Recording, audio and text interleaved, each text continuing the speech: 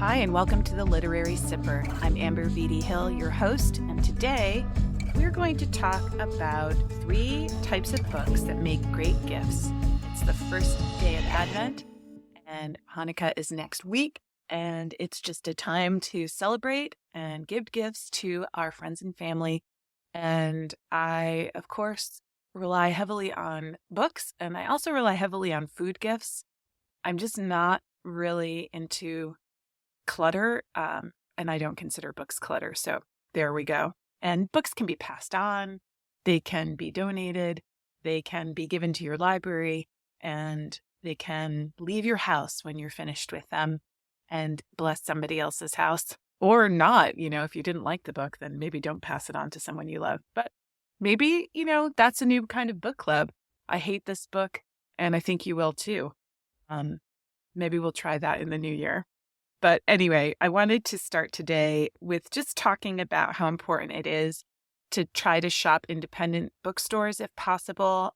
A shout out to Bricks and Mortar, which is the local one near me here in Washington. It's in Redmond, and it's a great one if you're local. The owners are so lovely. The bookstore is amazing. And of course, they have all the literary gifts, stationery, socks, Moleskine notebooks, pens, beautiful cards made by local artists. Each person who works at the bookstore has a section of books that they love this year and recommend, and everyone who works there is just incredibly knowledgeable, compassionate, understanding, wants to talk to you, and they support local writers, which of course I love. And so if you are in the King County area in Pacific Northwest, go to Bricks and Mortar. It's a great store. But wherever you are, try to make indie book shopping a place for your Christmas shopping. And they often have book lists of their bestsellers, and that's a great place to start as well. And as I've mentioned many times on various social media channels, my favorite bookstore discovery of the new year was Naranji Books in Vancouver on Granville Island. If you are in that area, go there, see if you can order from their website.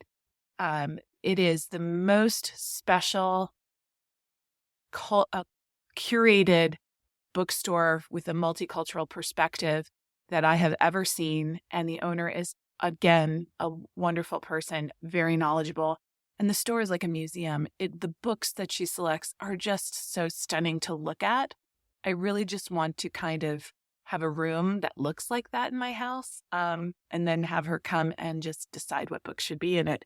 And so I, again, recommend that as well. And I'll link them both in the show notes so that if you want to start shopping from an independent bookstore, and maybe you don't have one in your area, maybe you're in a wasteland where, you're really buying off Amazon, or the only thing game in town is Barnes & Noble, which, I'm kind of okay with these days. Barnes & Noble's really made a huge push to think about their community when they are buying books and what books that they are selecting to put on those front tables. It really depends on what books people are buying in their neighborhoods. And I think that that's made a huge difference for them as they've moved away from being kind of a glorified toy store to being, again, a bookseller.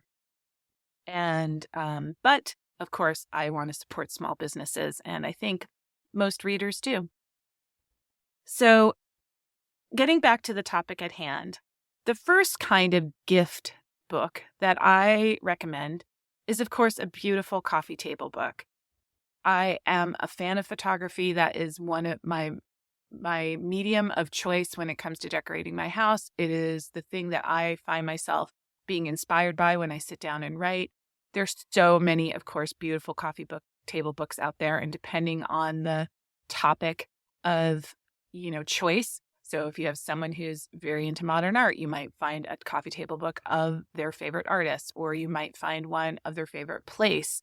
But one that I absolutely recommend and have given as gifts many times is a book called Accidentally Wes Anderson.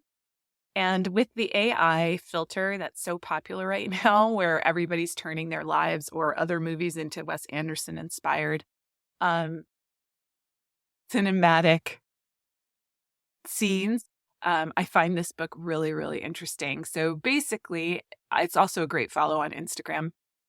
They took a book and they, applied all the filters, but they also found these amazing moments all over the world of old hotels or camps or restaurants or buildings, taxi cabs, people that just look right out of a Wes Anderson movie. And I am a huge Wes Anderson fan, as so many are. And I find new things in those photographs every time I look at them. And I love that we're all sort of starting to see the world the way he sees it, in the colors that he sees it, in the stillness as he sees it, where every color is a mood, where every person is an art in and of itself. And I just watched the beloved Life of Henry Sugar, the Roald Dahl short film that starred Benedict Cumberbatch. It was like an hour long on Netflix. And in that space of an hour, he makes you feel like you're in the theater. And he also makes you feel like you're watching a movie. And he makes you feel like you're reading a book all at the same time. So the creators of Accidentally Wes Anderson, it's not him, have done an amazing job collecting this vision of the world that so many of us would like to be inside of. And I highly recommend it.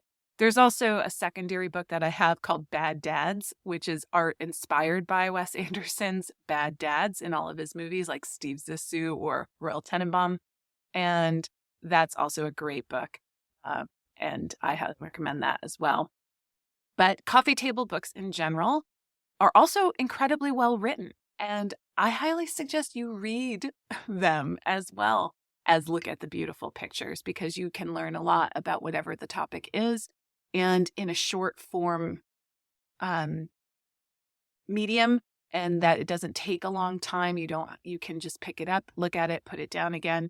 But there are some beautifully written vignettes accompanying the Wes Anderson book, but also the forwards are generally well researched and written by experts in the field, whatever the topic is. Again, if it's a historical coffee table book, an artistic coffee table book, something more niche, it's generally someone who is either vastly interested in the topic, connected personally to the topic, or in fact, the writer, artist themselves, which is of course always wonderful to hear from them in their own words.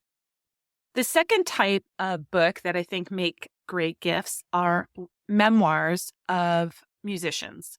I, of course, love music and everything about music, and I love biopics, as we sort of talked about last week.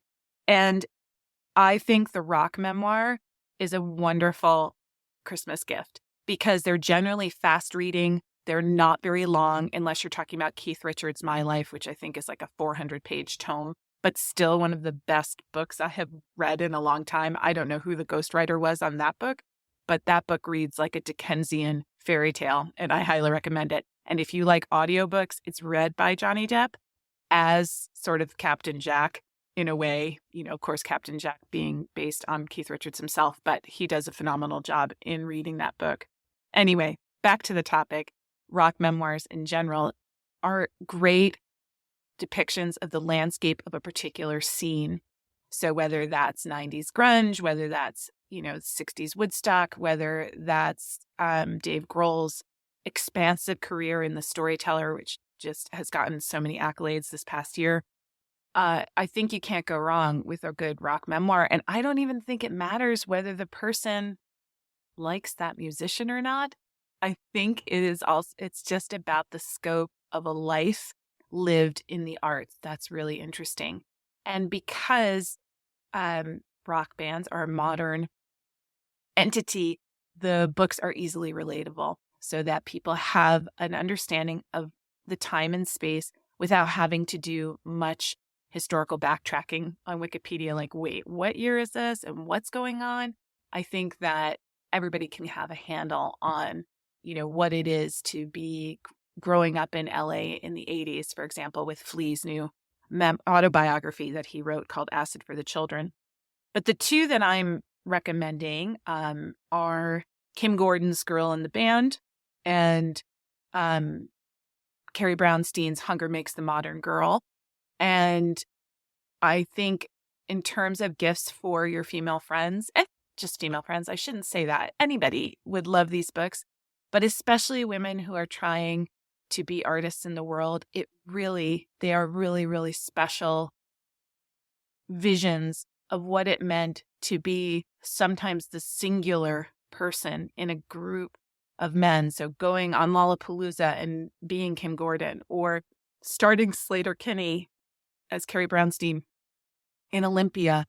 But also they touch on their childhoods and what brought them to those decisions to sort of go against the grain, to beat against a system that doesn't support them, and succeed by being a woman, and not because they were women, and not in spite of the fact that they were women, but because they were women. And I highly recommend both of those books. The other one I would recommend is Shaky by Jim McDonough. And I think that is a wonderful book about Neil Young. And I think what's so special about it is I have met the author before and have heard kind of some of the backstory about what it took to get that book written. And it was an incredibly arduous task of getting permission from Neil Young and getting interviews with him, and the research that was required to solidify the story, and to also be very honest about who he was and the way that he became successful from this, Western Canada landscape to LA in the 70s to, his current state of being. And it was such a traumatic experience as a collaboration that Neil Young went on to write his own autobiography, which I believe is called Waging Heavy Peace, and as a response almost to it. But knowing Jimmy, he is a meticulous researcher and a wonderful writer. And I think he doesn't have to prove himself to anyone, but I think Neil realized, I'm giving my own story away, and I want to write it myself. So I highly recommend Shaky. And I recommend Neil Young's autobiography also. I think it's fun to read things in pairs. But these are all great choices for Christmas gifts. And I mean, even like the Motley Crue memoir is hilarious about, just heavy drinking Jack Daniels, 80s LA glam scene. And it's a wonderful gift because they're quick reads, and they can be given away or passed on or saved depending on whether the person's like super into that musician or that experience. The third type of book that I think makes a great gift is your favorite book of the year.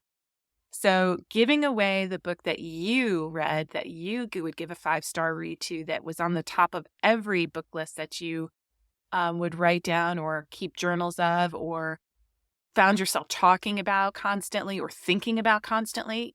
The people around you want to know what makes you you and what makes you like something so much. And it is a way to connect. And I've talked about that many, many times on the podcast, where giving a friend the gift of what it is you like to read, reading something together, reading with your teenager, doing these things together, it allows you to have a common topic to talk about, and also to really consider what it is about that certain piece of art that makes the giver so passionate.